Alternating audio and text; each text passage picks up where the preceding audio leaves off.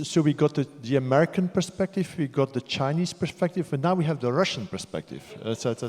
Anton, the floor is yours. So I have a few notes to make. Come reminded me actually, I attended the second summer school in L'Aquila, and this was the watershed moment in my PhD. I was equally divided before that and after that. But I should say there was a world before HiPEAC. I knew that. In fact, when I came to do a PhD in Cambridge, I had people with lots of experience. My PhD supervisor contributed to the first compiler for ARM. I did an internship with the first designer of ARM, Sophie Wilson. But still, it felt like a very lonely place.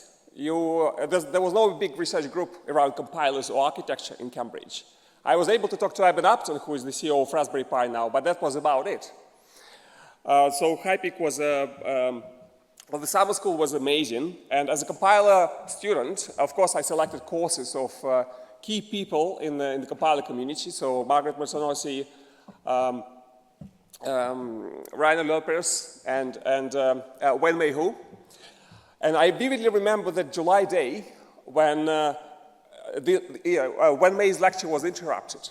The door opened and Yale came in with a cake and he said, "Happy birthday, Wenmei!"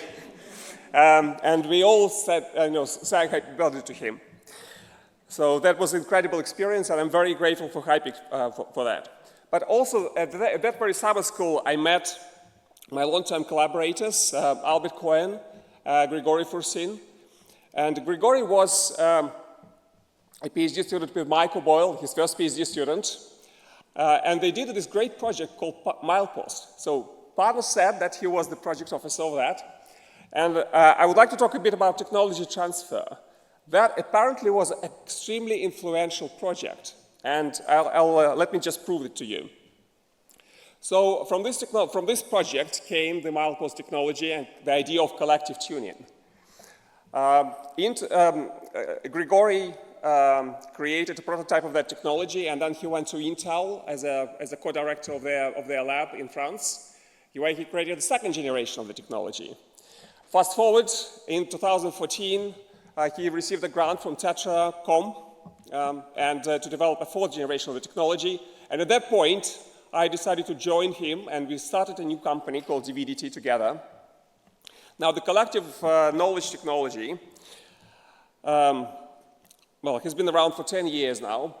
So let me focus on machine learning, right? We all talk about machine learning and AI here. Of course, it's extremely important. So there's a competition, industry-wide competition called MLPerf, Machine Learning Performance. Now, this is the Olympics of machine learning benchmarking. Everybody comes there to compete with NVIDIA.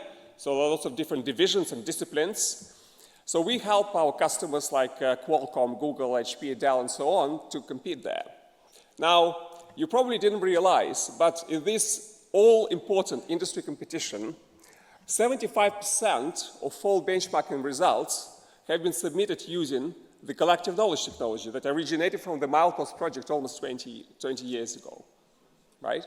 That's the impact that we would like to have from Europe. And let me conclude. Well, as Kun mentioned, I'm Russian. I came to Cambridge. I was speaking a bit like this, but then my English gradually improved. I left Russia. I had my differences, where Putin was going, and I have even stronger differences now.